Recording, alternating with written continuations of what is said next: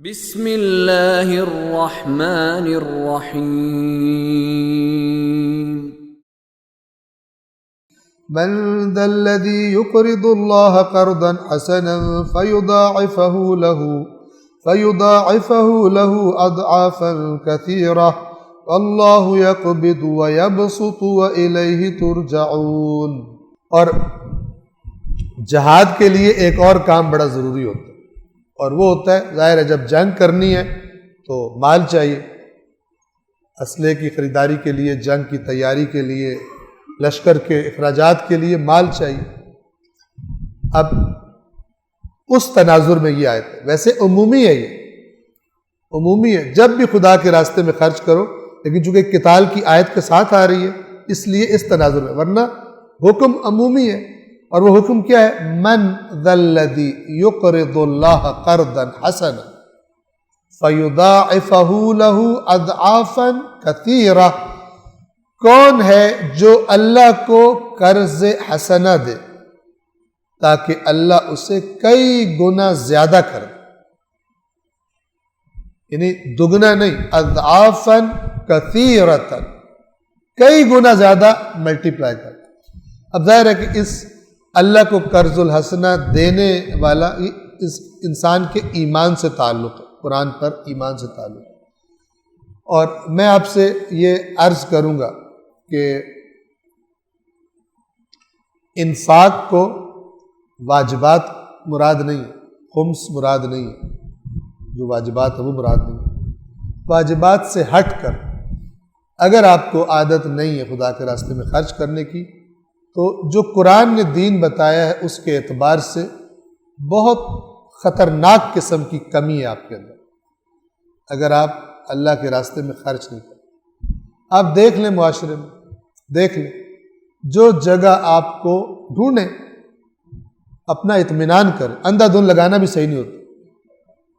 انسان اندھا اعتماد کر کے لگاتا رہے، 2 سال کے بعد پتہ چلے کہ جس کو دے رہا تھا وہ تو اس نے تو کوئی گپلا کر دیا، نہ کریں۔ جب آپ دنیا کے لیے انویسٹمنٹ کر رہے ہوتے ہیں تو بڑی احتیاط کرتے ہیں، دیکھتے ہیں میرا پیسہ جو ہے وہ ضائع نہ ہو جائے۔ تو اللہ تبارک و تعالیٰ کے راستے میں بھی دے رہے ہیں تو احتیاط کریں، ٹھیک ہے، جن کو دے رہے ہیں مثلا فرض کریں مولانا ہے، عالم دین ہے، احترام کریں، لیکن احترام وہ نہ کریں کہ جس کے بعد میں پھر آپ کو پچھتانا پڑے۔ جو واجبی تقاضے ہیں وہ پورے کیے جائیں۔ مثلا آپ جب مثال کے طور پر خمس دیتے ہیں تو چاہے آیت اللہ خامنائی ہو، چاہے آیت اللہ سستانی ہو، سب کہتے ہیں کہ ہماری اوریجنل جو اصلی رسید ہے وہ اگر تم نے نہیں دی تو گویا تم نے خمس نہیں دیا، مثال کے طور پر۔ تو پھر اگر ایسا ہے تو پھر آپ تقاضا کریں، یعنی جو واسطہ ہے وہ محترم ہے، لیکن جس کا فتویٰ ہے وہ زیادہ محترم ہے، جو وہ تقاضا کر رہا ہے۔ کیوں کہ ہو سکتا ہے جس سے آپ ڈیل کر رہے ہیں انشاءاللہ وہ ٹھیک ہی ہے، لیکن 100 میں سے مثلا ایک کالی بھیڑ نکل آئے، اگر قانون کو فالو کیا جائے گا تو وہ پھر کرپشن اور خرابی نہیں ہو سکتی۔ بعض افراد خرابی کرتے ہیں، تو اللہ کے راستے میں خرچ کریں اہمیت دے کر، توجہ کے ساتھ، اور جتنی آپ خدا کے کام کو توجہ اور اہمیت دیں گے، جان لیں کہ اللہ آپ کو اتنی توجہ اور اہمیت دے گا۔ اللہ کا توجہ دینا البتہ وہ ہمیں سمجھانے کے لیے اس کی توجہ ہوتی ہے، یعنی وہ خصوصی رحمت کرے گا، خصوصی عنایت فرمائے گا، کیونکہ آپ اس کے کام کو اہمیت دے رہے ہیں، ٹھیک ہے۔ تو ایک تو یہ کہ اگر آپ نہیں کرتے، بے شک مثلا 100 روپے مہینہ لگا لیں، اگر جو بالکل نہیں کرتے، 1000 جو اپنی آپ کی حیثیت ہے، میں ویسے کہا سٹارٹ کے لیے کم، جس سے آپ کو فرق نہ پڑے، لیکن کمٹمنٹ کر لیں، کچھ کا کچھ ہو جائے، میں نے یہ مثلا کرنا ہے۔ یہ اس لیے کہہ رہا ہوں کہ یہ قرآن کی آیات ہے کہ جو جنت میں جا رہے ہوں گے ان کے بارے میں اللہ تعالیٰ کیا فرمائے گا؟ وَالَّذِينَ فِي أَمْوَالِهِمْ حَقٌّ مَعْلُوم، ان کے اموال میں معلوم حق ہوتا تھا، معین حق ہوتا تھا، لِلسَّائِلِ وَالْمَحْرُومِ، محروموں کے لیے، مانگنے والوں کے لیے۔ ایسا نہیں کہ موڈ آیا تو بادشاہ بن گئے، راجے بن گئے، اور موڈ نہ آیا تو پھر جو ہے وہ بالکل ہی سامنے کوئی مرتا مر جائے، کچھ نہیں دے رہے، نہ کمٹمنٹ کے ساتھ، موڈ ہے یا موڈ نہیں ہے، اللہ کا کام ہے کرنا ہے، اس طرح کمٹمنٹ۔ ایک تو وہ ہے جو خدا نے مثلا واجب کیا ہوا، ایک وہ ہے جو واجب نہیں ہے لیکن تاکید اتنی ہے جیسے واجب سے بھی زیادہ ہو، ٹھیک ہے نا؟ تو انفاق کرنا انفقو امر ہے، اور امر جو ہوتا ہے وہ تو یعنی گویا کہ واجب ہے۔ اگر آپ کی زندگی میں انفاق نہیں ہے تو قرآن کے ایک بہت بڑے حکم سے آپ اللہ کی نافرمانی کر رہے ہیں۔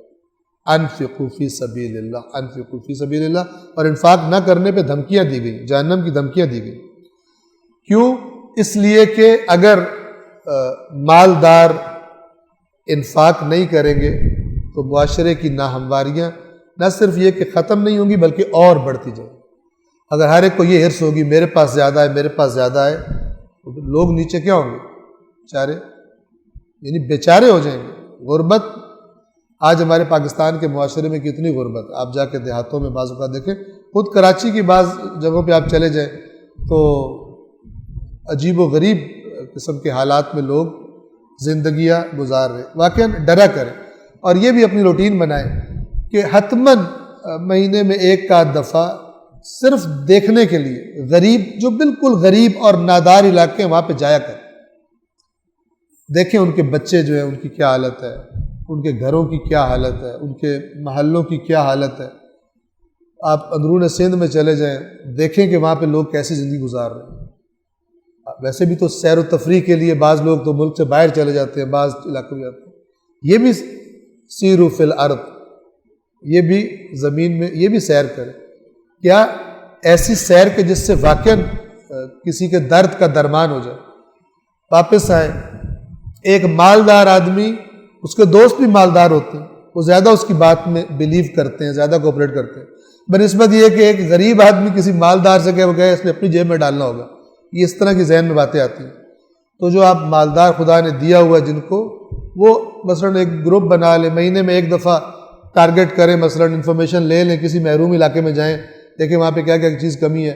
بہت سارے علاقے ایسے ہیں جہاں پہ پینے کا پانی نہیں ہے، وہاں پہ پینے کا پانی کا بندوبست کر دیں، سولر ٹیوبلز لگ رہے ہیں، فلاں لگ رہے ہیں، دیکھ رہے ہیں بچوں کے پڑھنے کا نہیں ہے، بہت کچھ ہونے والا ہے۔ مت وہ زندگی گزارے کہ جو صرف اپنے اور اپنے بیوی بچوں کے ارد گرد گھومتی ہے۔ یہ زندگی اسلامی زندگی نہیں ہے۔ بیوی بچوں کو کھلانا بھی اللہ نے کہا وہ ثواب ہے، لیکن یہاں بات ختم نہیں ہوتی، یہ بات ختم نہیں ہوتی۔ بعض لوگوں کو جب کہو نا کہ خرچ کرو تو وہ انگلش کا جملہ بولتے ہیں، بھائی charity begins at home, charity begins at home but doesn't end at home. کہتے ہیں بگنز ایٹ ہوم لیکن پریکٹیکلی اینڈز ایٹ ہوم کر کے پڑے ہوتے ہیں، یہیں سے شروع یہیں پہ ختم۔ تو کوشش کریں کہ یہ ماہ رمضان بھوکا رکھنا ایک سبب یہ ہے جو روایات میں بیان کیا گیا، تاکہ بھوک کو فیل کرے، جس کو بھوک والی پرابلم نہیں ہے اس کے پاس ہے بہت کچھ، وہ بھوک کو فیل کرے اور سوچے کہ جب میں تو اختیار سے مثلا بھوکا ہوں، لیکن وہ جو جن کا اختیار ہی نہیں ان کو بھوکا رہنا پڑتا، اور باور کرے ہیں ایسے جن کو بھوکا رہنا پڑتا۔ ایسے لوگ ہیں آج مثلا وہ ایک روٹی پر جو مرچیں ہوتی ہیں ان کی چٹنی بنا کے کھا رہے ہوتے ہیں، بعض اوقات سوکھی روٹی، آج بھی ایسے لوگ ہیں۔ بعض لوگ کہتے ہیں کہ نہیں اب ایسے لوگ نہیں ہیں، آپ دیکھیں تو صحیح، آپ دیکھتے نہیں۔ آپ کسی گھر کو دیکھیں کہ جا کر ایک آدمی تھا جو مزدوری کرتا تھا، وہ بیچارہ بیمار ہو گیا، آمدنی بھی ختم گھر کی، بیماری کا خرچہ اوپر سے آ گیا، اس گھر کی کیا حالت ہوگی؟ جو بندہ ڈیلی مزدوری کرتا ہے اور آ کے مثلا اپنے بچوں کا پیٹ پالتا ہے، وہ اگر بیمار ہو جائے تو کیا اثر ہوگا اس کا؟ اللہ غضبناک ہوتا ہے، ظاہر ہے وہ تو دیکھ رہے ہیں۔ اور میں نے عرض کیا تھا کہ اللہ کا یعنی جو روایات میں ہے کہ جو مخلوق ہے وہ اللہ کا کنبہ ہے، اللہ کا خاندان ہے، اور وہ دیکھ رہا ہے یہ ایڑیاں رگڑ رہا ہے، یہ بھوکا ہے، یہ بچے ننگے پھر رہے ہیں، یہ بیماریوں سے مر رہے ہیں، دوسری طرف جناب عالی ایسی موج مستیاں ہو رہی ہیں، ایسے کھانے کھائے جا رہے ہیں، ایسی شاپنگز ہو رہی ہیں۔ ظاہر ہے خداوند عالم پھر یہی تو آزمائش ہے، یہی تو آزمائش ہے۔ اللہ فرمایا جو مسکین کو کھانا کھلانے کی ترغیب نہیں دیتا وہ قیامت کو مانتا ہی نہیں، اس کو وہ جھٹلاتا ہے، کہتا ہے نہیں آنی قیامت، چاہے کہتا ہو قیامت آنی ہے، لیکن اللہ فرما رہا ہے وہ مانتا ہی نہیں ہے۔ صدق اللہ العلی العظیم۔